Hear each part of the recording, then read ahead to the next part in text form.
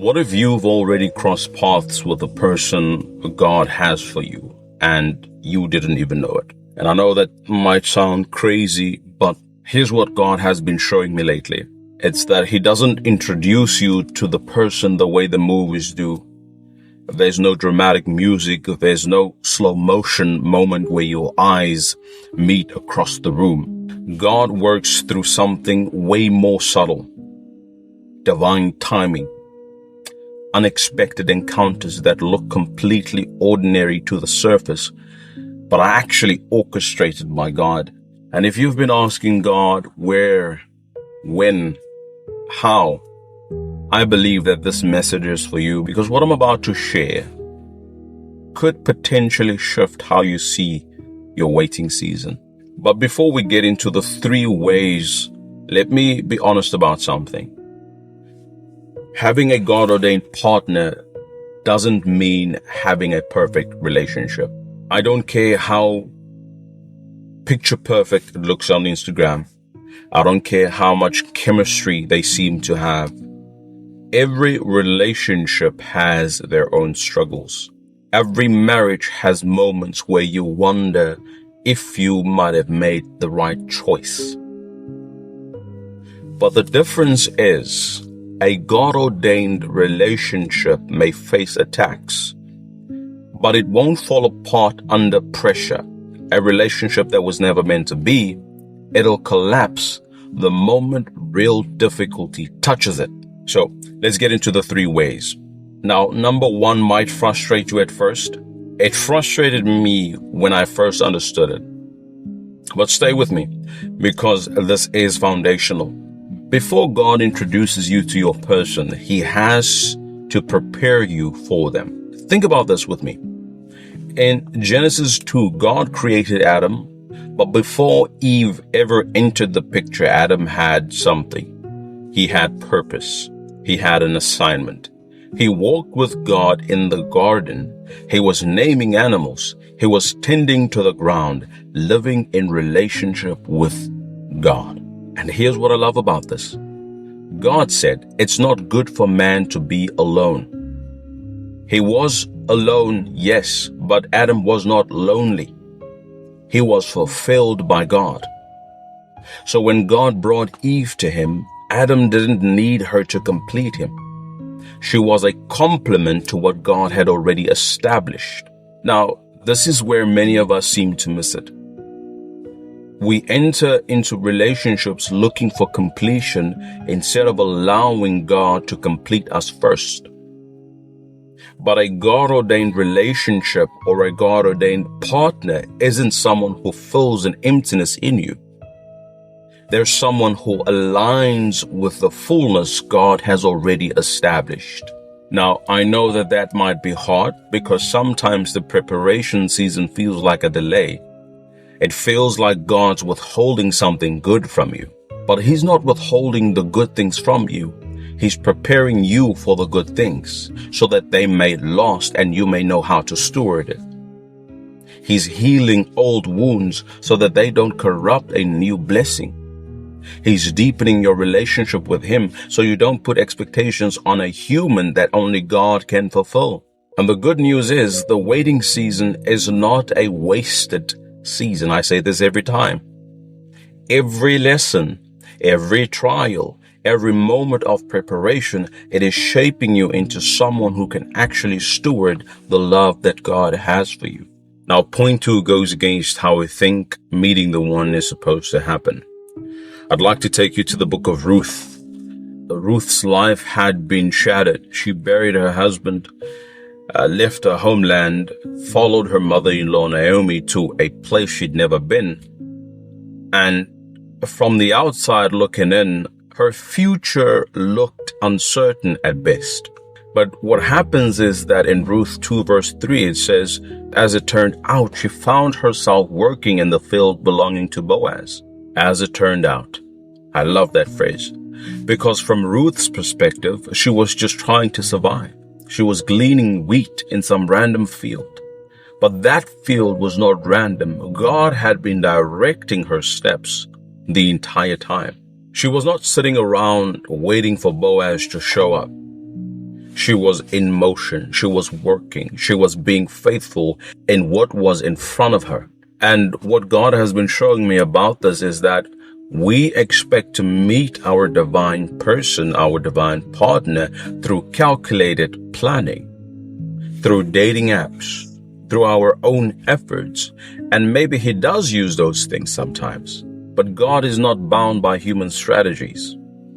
He often introduces you to the person He has for you in a place you never expected, through an encounter you couldn't have arranged yourself. Maybe a sudden career shift places you in a new city.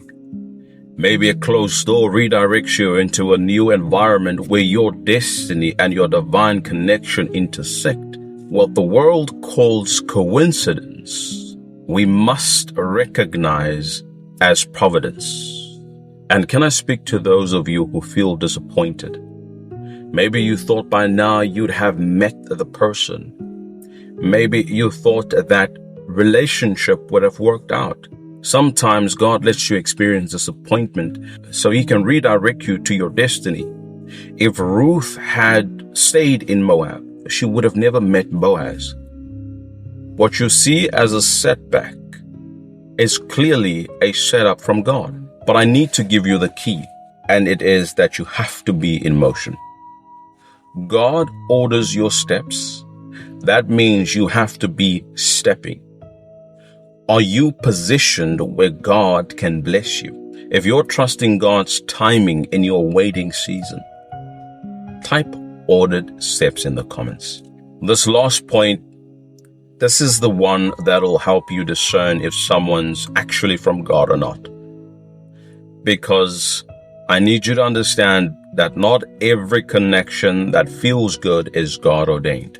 Let me take you to Genesis 24. Abraham's servant is looking for a wife for Isaac, and watch how he goes about it. He doesn't just look for someone attractive. He prays for a specific sign. Let the woman who offers water to me and my camels be the one you have chosen for Isaac. And Rebecca shows up. She doesn't just give him water, she offers water to all his camels too. 10 camels. Now, I need to put that into perspective. Each one drinks about 25 gallons. That's 250 gallons of water she's carrying. She was not just beautiful, but she had character. That's servant leadership. That's someone whose faith is evident in their actions. A God-ordained relationship isn't just about chemistry. It's about purpose alignment and spiritual elevation. One of the clearest signs that someone is from God is this: they will pull you closer to God, not away from God. Too many people are looking for relationships that satisfy their emotions, but in reality, they're starving their spirits. But I believe that a true God-ordained partner isn't just someone you can laugh with. It's actually someone that you can pray with. It's someone who challenges you to grow. And it is someone who makes you better. I always refer to them, and it is Priscilla and Aquila in Acts 18. Now, they weren't just a husband and wife. They were partners in ministry. They served God together. They taught the word together. And my belief is that that's what a kingdom couple looks like. Now, I'm not saying that the person that you should be waiting on should be someone who serves in ministry as a pastor or as or someone who serves a leadership role. But I believe that that person makes it their goal to please God in every way they can. And so with that, I would like to ask you something. If you're in a relationship right now, or you're considering one, does that relationship pull you toward God, or does it pull you away from God? If you have to compromise your faith to keep them, if you have to silence your convictions to satisfy them, if you feel more distant from God than before, then in my humble opinion, that's not a divine connection. that is a distraction. Now, the Word of God tells us that God is not the author of confusion. 1 Corinthians 14 verse 33. A true God-ordained connection brings peace. It may not be perfect, but it will always be purposeful. You must have the conviction that I will not settle for a counterfeit when God has a covenant for me. So here's what we have covered today.